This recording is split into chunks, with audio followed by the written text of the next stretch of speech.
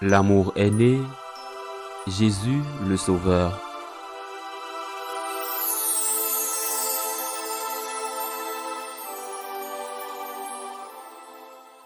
En ce temps-là, Jésus disait à ses disciples, « Méfiez-vous des hommes, ils vous livreront aux tribunaux, ils vous flagelleront dans leurs synagogues. Vous serez conduits devant les gouverneurs et des rois à cause de moi. Il y aura là un témoignage pour eux et pour les païens. Quand on vous livrera, ne vous inquiétez pas de savoir ce que vous direz ni comment vous le direz. Ce que vous aurez à dire vous sera donné à cette heure-là, car ce n'est pas vous qui parlerez, c'est l'Esprit de votre Père qui parlera en vous. Le frère livrera son frère à la mort et le père son enfant. Les enfants se dresseront contre leur père et les feront mettre à mort.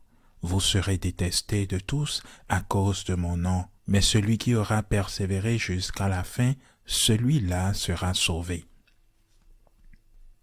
Acclamons la parole de Dieu. Même au cœur de la douceur et de la joie de Noël, de la contemplation de l'enfant dans la crèche de Bethléem avec son père et sa mère, même au cœur de la joie de savoir qu'un enfant, le Rédempteur, nous est né, nous devons tourner notre regard vers un événement terrible, un martyr, le martyr du premier, Saint Étienne, diacre de l'église primitive de Jérusalem. Un martyr non seulement unique, mais aussi le premier d'une longue histoire qui n'est pas encore terminée. Je pense aux martyrs récents, ceux qui donnent leur vie pour le Christ en Afrique par exemple, dans tant de pays, la majorité musulmane. Mais je pense aussi à ceux qui sont harcelés et persécutés pour leur foi dans de terribles dictatures qui, parfois, ne les tuent pas, mais les emprisonnent ou les déportent. Le martyr n'appartient pas au passé, ni même au passé récent. Je pense aux martyrs cristeros au Mexique ou à ceux de la guerre civile espagnole. Mais puisque le martyr est récent, il nous faut nous pencher sur les actes des premiers martyrs, à commencer par celui de notre Seigneur Jésus-Christ. Il nous a ouvert la voie et nous a avertis. S'ils m'ont persécuté, ils vous persécuteront aussi. Vous êtes dans le monde, mais vous n'êtes pas du monde. Le monde ne vous acceptera jamais. Et si vous pensez pouvoir vendre votre âme pour être accepté, vous perdrez votre âme et le monde entier, car on vous méprisera. Mais qu'a fait notre Seigneur? Il est mort, mais en pardonnant. Qu'a fait le premier martyr, Saint Étienne? Il est mort en pardonnant. Qu'ont fait les martyrs à travers notre histoire? Ils sont morts en pardonnant. C'est pourquoi, lorsque nous sommes persécutés, insultés, calomniés, il est naturel que nous ressentions de la colère, de la rage, voire un désir de vengeance, ou du moins de justice. Mais c'est une tentation du diable, peut-être la dernière tentation que les martyrs ont subie au milieu de leur souffrance physique et morale. Cette tentation était « révolte-toi contre Dieu en haïssant ton ennemi ». Ce n'est pas ce que le Seigneur nous a enseigné.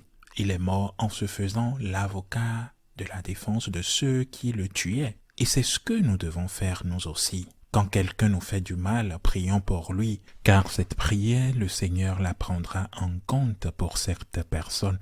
Surtout, cette prière nous fait un immense bien. Nous ne pouvons empêcher la souffrance, mais nous pouvons empêcher les dégâts causés par la blessure, les dégâts causés par la douleur de cette souffrance. En nous, bien sûr, car c'est ce poison introduit avec la blessure qui finit par ruiner notre âme, empoisonne notre vie et nous prive du bonheur et nous prive de cette grâce que Dieu nous a donnée, nous prive de la collaboration à cette grâce. Tu as été blessé, ce n'était peut-être pas de ta faute, c'est à toi de décider si cette souffrance persistera ou si cette souffrance doit persister. Prie le Seigneur de te permettre de mourir pour ceux qui sont victimes de persécution, afin qu'ils ne soient pas consumés par la haine et le désir de vengeance. Et dans la mesure où chacun de nous porte sa croix à la suite du Christ, même si cela pèse, prions le Seigneur afin que nous soyons capables, nous aussi, de pardonner et même d'aimer nos ennemis comme lui. Saint Jean-Paul II a reçu un enseignement qu'il